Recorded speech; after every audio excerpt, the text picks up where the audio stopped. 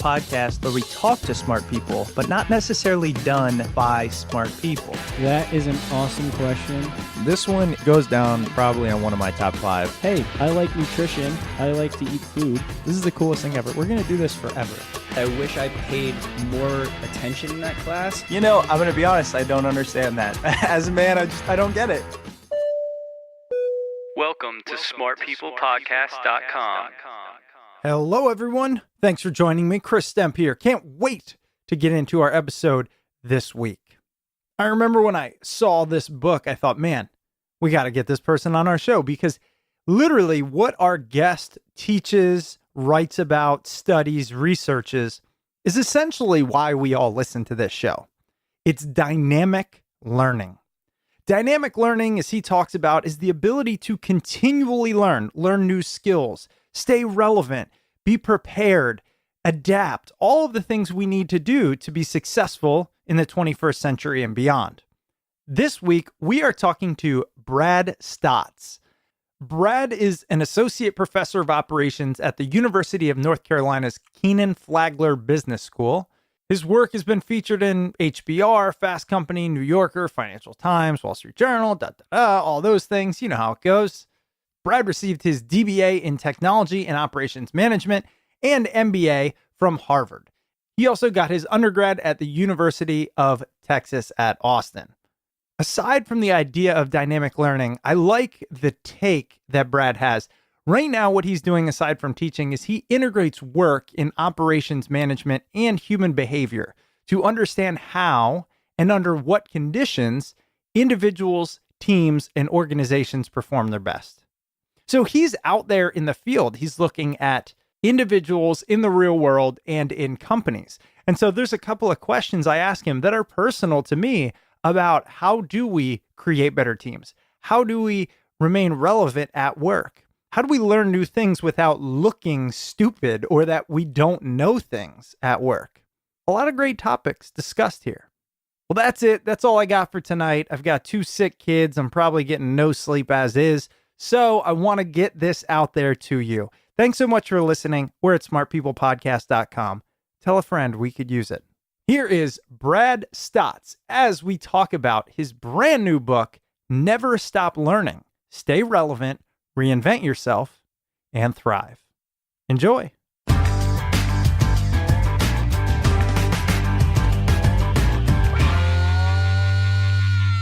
Your book is actually essentially the mantra of this podcast. I mean, it's called Never Stop Learning, which, listen, we've been doing this for 8 years. We're 300 plus episodes in on almost every topic imaginable.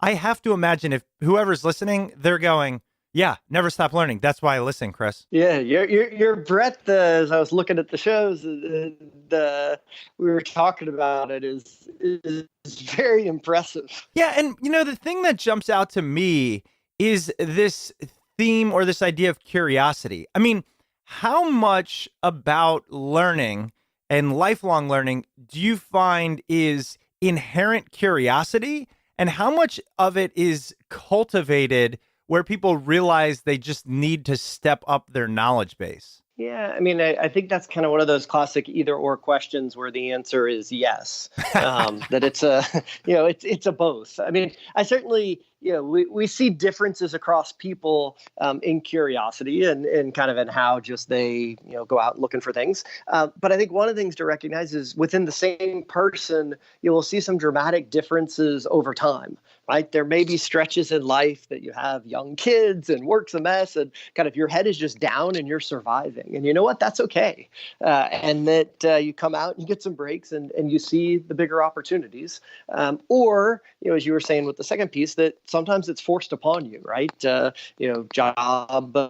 goes away or kind of changes radically. And you realize that, hey, if I'm going to succeed here, I've got to pivot with it. And so I think that's what's so fascinating to me about curiosity is that, yeah, there's some trait aspects to it of kind of who we are, but there's a whole lot of state and there are things we can do to encourage it for ourselves. I'm so glad you said that, because as soon as I asked the question, kind of jumped out to me that although I always enjoyed learning to some extent, I was never focused on it. Like if somebody would have said to my 18-year-old self, hey, between 25 and 35, you're going to spend most of your life, aside from work and family and all that, your free time just trying to learn new things for the sake of learning new things. I would have thought you were crazy.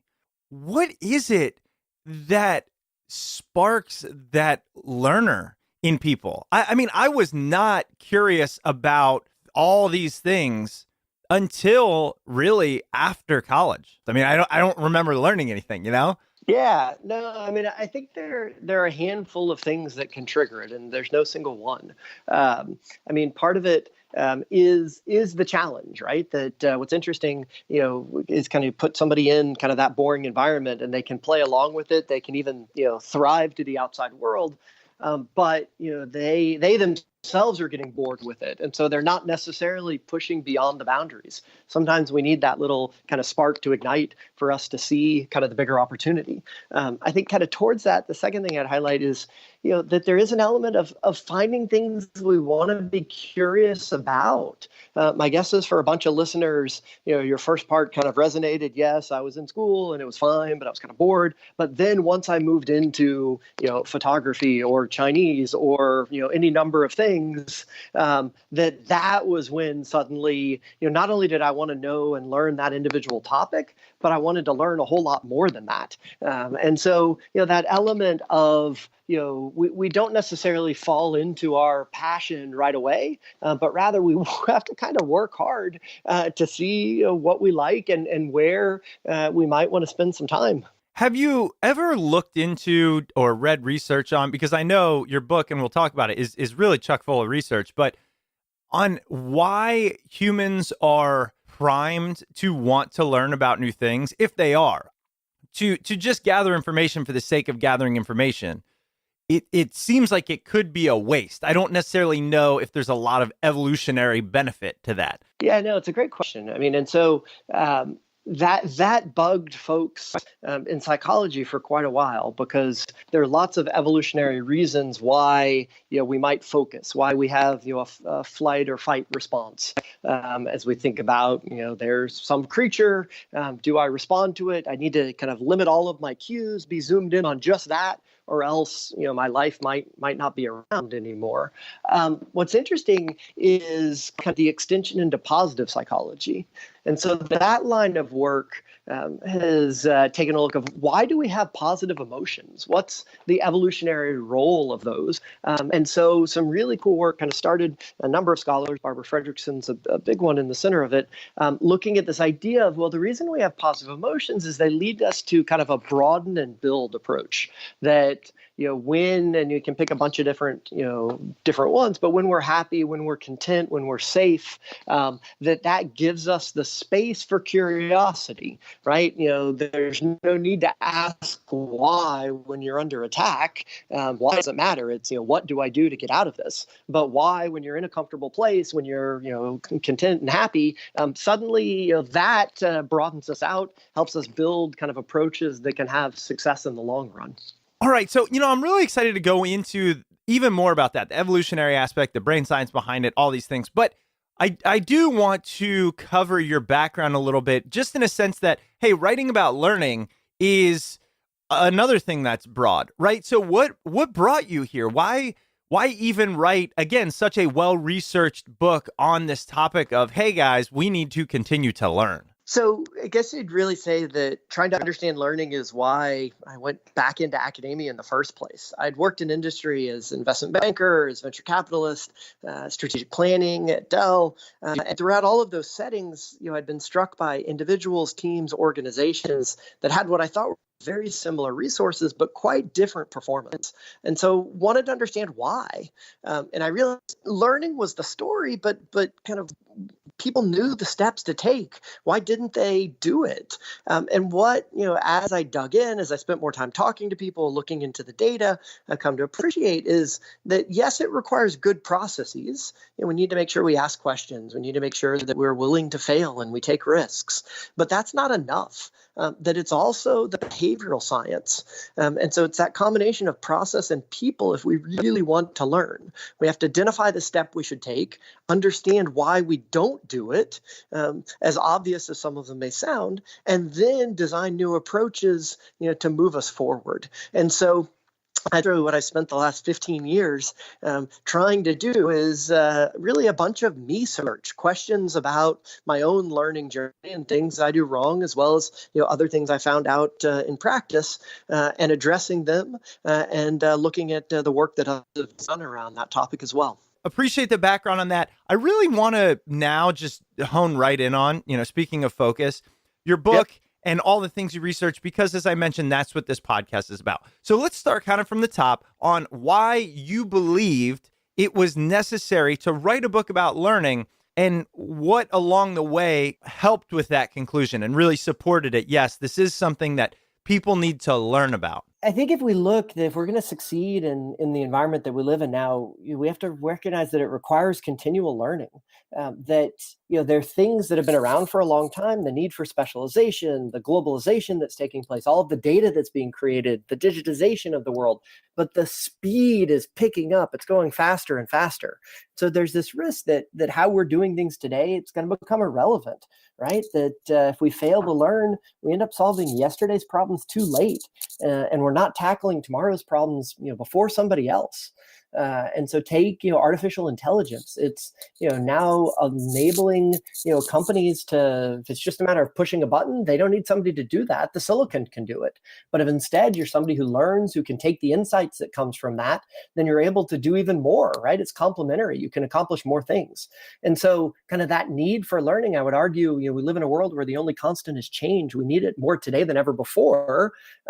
But, what my research and others have shown is that, unfortunately, we're bad at learning, that honestly, we're often our own worst enemies. And so instead of doing those things that help us learn, we often do just the opposite. You mentioned this idea of AI and all the things that are going on, the rate of change, with nobody is gonna doubt, and everybody kind of understands. But why wouldn't that lead us to want to specialize instead of just continually increase our learning and our breadth of knowledge? And the reason I ask is because I almost feel like it's an uphill battle that we can't win. We can't learn and stay relevant as fast as technology is increasing. So part of me is thinking, find the one thing you can dedicate your life to and hope that you're specialized enough that you can remain relevant. Yeah, I mean, it's a great point. So when we say that we need to learn, it doesn't mean we're flitting from thing to thing. It doesn't mean we become a jack of all trades, master of none. It's an appreciation that even if you specialize, what you have to do in that area is going to change over time. And so take, that example of specialization. We often think about it as an either or. It is either I become specialized or I do a bunch of different things. And what we see is that for successful learning, we actually need to do both. That we need to, some folks will call this, be a T-shaped learner. So you're right. We do want to pick some things to specialize in. We do need to get into an area to make sure that we've got enough depth and knowledge in particular topic.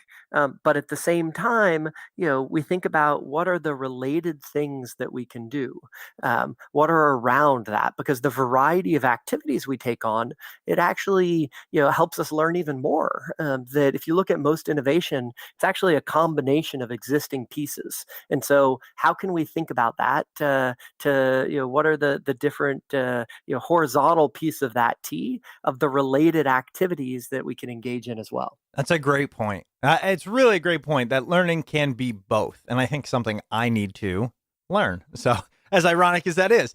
And one of the things that intrigue me most about your work is the things that can cause us to fail to learn or inhibit our learning. Could you kind of let us in on what your research showed us about our inability to learn or at least do it effectively? Yeah. So, I mean, I think, this point of challenge is often ourselves. And, if we look at kind of each of the different things we need to do in order to learn successfully, it ends up, being a handful of alternative challenges, right? So let's take one as an example, failure. that I think, the listeners recognize that, hey, if I'm going to learn, I have to be willing to fail some. I don't have to like it, but I'm not going to get it right every single time. And yet we really struggle to do that.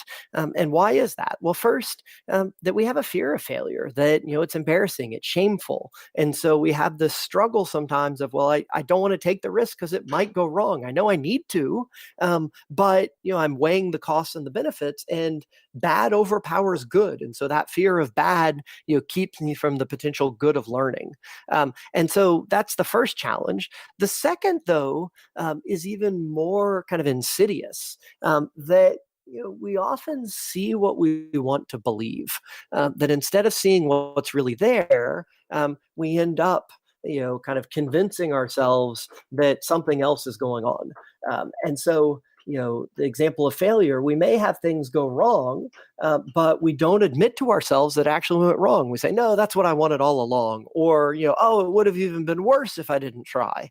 And so that challenge of seeing what we want to believe instead of seeing what's actually there really gets in the way of learning. As you mentioned that last point, it brings me back to a number of episodes we've done in various topics that somehow come back to this idea of, this bias, our brain's natural want to protect us from failure or feeling stupid or whatever it is. And I always get stuck on this idea that, if our brain is driving so much of us and it is telling us, oh, that's what you actually wanted, that why we don't stand a chance, right? Like even knowing it doesn't matter. I hear so many different times, oh, well, the problem is your brain does this. And I go, great, I know it. It's still going to do it. So have you figured out any workarounds to say, okay, here are the things your brain is going to want to do to you. Here is how we work around that. Yeah, no, I mean, I think it's a great point, right? That awareness only takes us so far. It's great that we realize this may happen, but that doesn't keep it from happening the next time, unfortunately. And so then it's a matter of kind of designing better processes. I think this is where my initial view of, hey, learning's the story of processes, it was right, but it's less about that big picture, how do I fail? And more around the little things of, what do I do? I should write down what I think is going to happen and why it's going to happen. And so that way, afterwards, when I've tried something, I can compare it. And so that is kind of a way to keep myself honest.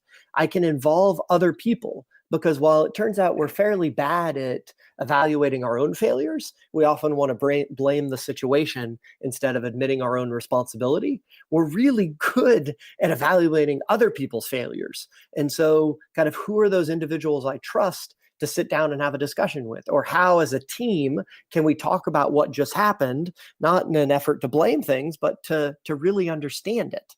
How do I make sure, if I'm in a group, that I've made it safe to take risks? Oftentimes people won't share what they know because, they figured out, hey, the leader's going to yell at everybody if anybody speaks up. And so instead, as a leader, how do I make sure that I've, empowered folks to share, their perspective? Well, an important way to do that is that you're open about failure. You share your own mistakes so that then when they make mistakes, they don't kind of sweep it under the rug. But I think it's that second piece of, the processes to set us up for success are those little things that, as you were saying, keep us honest. I really want to hone in on this word failure for a minute, partially because it's thrown around a lot, but partially because it took me a while to grapple with it. And I think I'm still going through it. I heard this idea of, oh, people are scared of failure and you can't be and you shouldn't be. And I always said, I'm not scared of failure. I fail all the time, whatever, not a big deal. Why is this a thing? Until I realized this. I wasn't afraid to say fail at something I'd never done before, and people shouldn't expect me to be good at it. What has held me back, and still to this day just is crippling, is things that I'm like just decent enough at. Maybe it's a new job. They hired me believing I have some skill. Everybody kind of knows that when you first get hired, you actually have less skill than they think. And the failure that I beat myself up about is not achieving it the way I'd like, or that others who are more senior in the position can. But now I'm starting to think, wait, failing can mean all of those things. It can mean not reaching what you believe your potential should be. Not coming into a new job and crushing it within the first 6 months has always been something that just, like I said, crippled me. That is a form of failure. What do you think about that? Yeah, I mean, I think it's a great point that we, most of us set high expectations for ourselves, and a lot of what you're talking about is kind of the impression management challenge, that we want people to see us in this light of how amazing we are. And so I think, there are a handful of things that we need to think about to respond to that. I mean, one is, in fairness, not to be so hard on yourself, that recognizing just because you're not good at everything doesn't mean that you're not good at some things. And so, there's some neat research showing the value of calling out what you are good at. And that, even if you keep it as simple, and that day that you struggled, writing down a few things at the end of what you did well, that over time, that actually will help you learn, will help you be happier. In addition, I think the other challenge is that we look at the expert and we think, oh, I should be where that person is now, and we forget that they had to struggle through it also. What's interesting is there's some cool research on kind of the curse of knowledge, that it turns out that when we get really experienced, we tend to forget how hard it was.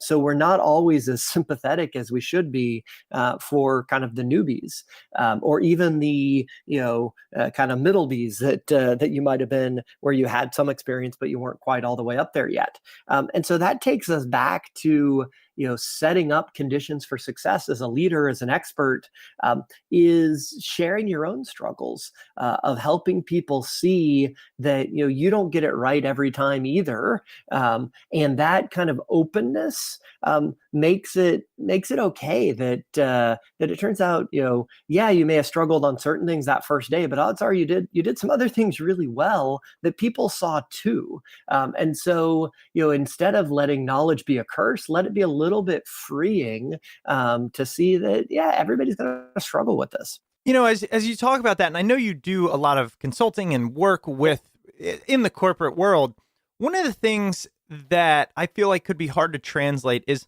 look, when you're young, when you're 21, 22, 24, whatever, I think it's kind of understood that, hey, this person's going to need a lot of training. They're going to need to be groomed and built, and we get that. But then you hit a level, and I'm just going to arbitrarily say it's, late 20s, where people pretty much assume, all right, you're done with that. Like, we're not hiring a 30-year-old to train you. But the problem is there's always things we don't know. There's always things we have to get better at. And even if people know from a logical level, okay, this is a new role for you. You just got promoted. Or this is a new a vertical that you're in, or a new product line. They know you can't be an expert, but the second they see you, at least in my opinion, not perform at the level they expected, I feel like it's human nature to at least start to think internally, wow, they're not that competent, right? And then it's this cycle of, well, I want to learn, but I can't show that I don't know it, so I have to do things I'm only comfortable with, which prevents growth, and it just keeps going. I know that's something you've dealt with. Tell us how to solve that, how you see it happen and train others to identify it. Yeah, no, I mean, it's a great point. And I think, some amount of it comes in clarity and expectations, right? So kind of listening to you talk about it, you said, hey, they know you haven't done this, but then it goes wrong and they expect you to have done it. And so, what I've seen successful leaders do, stepping in to, they ran one part of the organization well, they come in somewhere else, is being honest and upfront. Hey, I've never worked in this space before. I know you all know it a lot better than me. And so I'm going to need your help here. And that's kind of a managing down strategy of, it's really empowering for the team that folks can see, you're reaching out to them for help. When we ask for help, it turns out people tend to think more highly of us. Why? Because we're presenting ourselves in a vulnerable way, and so they value that. But importantly, we're turning to them. And if we think about it as humans, oftentimes who do we consider the expert on a problem? Ourselves. And so somebody else asking us questions means, they're turning to the expert that we know best. I think in managing up, it's also around that relationship of being clear about, what we don't know, right? That, they ask a question and that we're transparent, not that we try to fake our way through, well, how does this work in the chemical industry? But, hey, I haven't worked in the chemical industry. I haven't seen cracking, help me understand it. Now, that doesn't absolve us of the responsibility, to work hard in trying to pick things up as we go along. But I think that we often make the problem worse, because since we try to pretend like we know everything, then of course people then assume that we do. And that disconnect creates a lot of the problem. Let's pivot a little bit from the professional environment to just the fact that although we spend much of our time at work, most people are searching for meaning, purpose, happiness, safety. How does learning and the ability to learn and continually learn help us meet what I believe to be those primarily human goals? Yeah. So, I mean, it's a great point and a great question. I mean, I think part of what learning does is it allows us to really hone those strengths that we have. I talk some in the book about, it's important in learning that we don't fixate on irrelevant weaknesses, that we often think of the learning story as one of, oh, let's go find what I'm not good at and address it. It turns out that when we play to our strengths, as I'm sure a number of your listeners have explored before, that we end up, setting ourselves up for success and our organizations up for success, that our strengths are motivating, that our strengths give us purpose, that those things that we do well at, that kind of we enjoy, engage us with our organizations when we get to use them. And so, that we often can learn more and kind of have this win-win of we pick up more, we engage more, organization achieves more as we put it together. Now, that doesn't mean that, we ignore all weaknesses. Those that support the strengths, like, sure, we're going to need to put some attention there. We're going to need to address them. But that actually, kind of gives us a chance to move forward. I think the other thing is there's been some really cool research that came out lately looking at kind of passion and passions and, folks, how do we view it? Do we view the story of passions as, I have one, I can label it exactly what it is and move forward? Or do I discover it as I learn, as I do things? And what the research showed us is that it's actually kind of problematic to think, hey, I've got a passion out there and it's just a matter of, kind of do a little bit of a cursory glance and I'll pick it up, because we might not actually work hard enough to realize that we like things. And so learning, sets up a really important role there, that as we dig into things, as we really try them, as we work through sometimes that hard part, then we can find, those human elements that you're talking about that we so desperately want and so desperately need. Yeah, the passion aspect is man, that's a whole nother topic in and of itself. So in your book, Never Stop Learning, and we'll talk about it in the intro and afterwards, but it really is great. You talk about this framework to dynamic learning, and there's various steps in it. And so I'll just read through the steps because I want to, in the limited time we have, focus on one.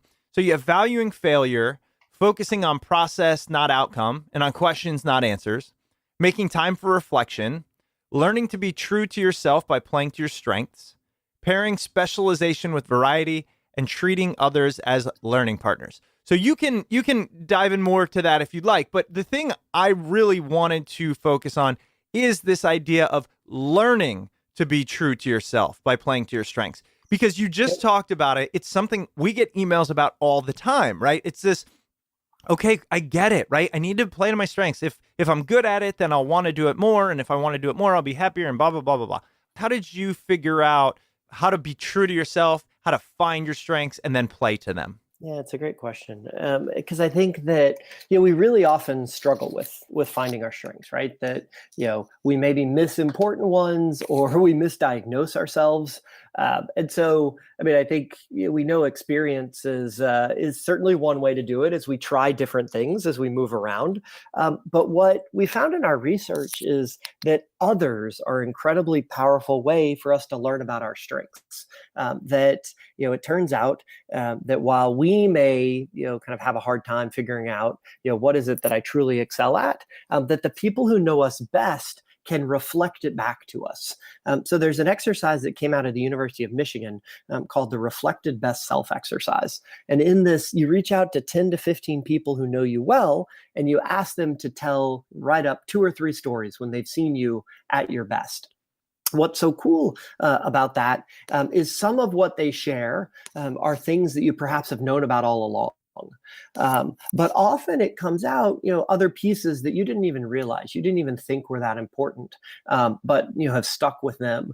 And in hearing this narrative from other people, you're able to start to define some of those strengths that you have.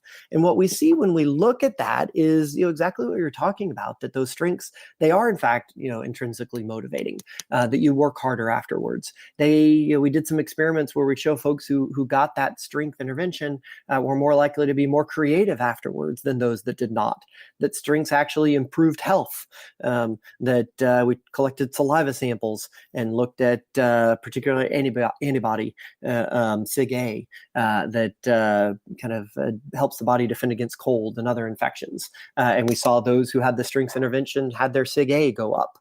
And so, I think that instead of thinking just I have to find it myself, think about those around you, asking them when they've seen you at your best, and starting to use that to build up what your strengths might be. Wow, that's an interesting one. I wonder what the people that know me would say about that. Last question, about 1 minute, but another thing we hear on this idea of strength, and I've decided just to focus on one for the listeners. Sure. If this is something that is resonating, imagine, going much more in depth on all 6 of the aspects of this framework with research. So it's really a great, and again, that book is Never Stop Learning. So the last thing I want to say is, what about, have you ever heard research, found research, talked to people about, they know their strengths, but they don't want to utilize them. So they say, yeah, I'm good at this, but I don't want to make that my job or my passion or my career. That is a great, it's a great question. It's one that, so I do a lot of this research with Dan Cable, Francesca Gino, and Julia Lee, and that the 4 of us have been talking about, because we haven't seen research on this topic. What if you don't like your strengths? Yeah. Which it may be just that it's out there and we haven't seen the work. I think that, kind of my kind of gut response to that would be that, very few of us have only one strength. And so, there's probably a couple of ways to look at it. I mean, can we, take it and pivot it in a new direction? That, our strengths tend to be fairly broad. So, that you love and have strengths that, kind of recipe creation, but you hate restaurants. How could you turn it into a personal chef business or, some sort of a twist on things, right?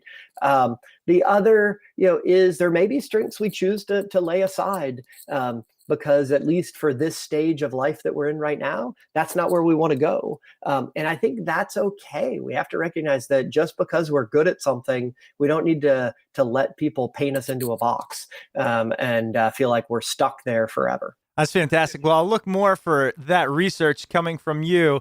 Brad, I really appreciate being on the show. Again, the book is Never Stop Learning, Stay Relevant, Reinvent Yourself, and Thrive.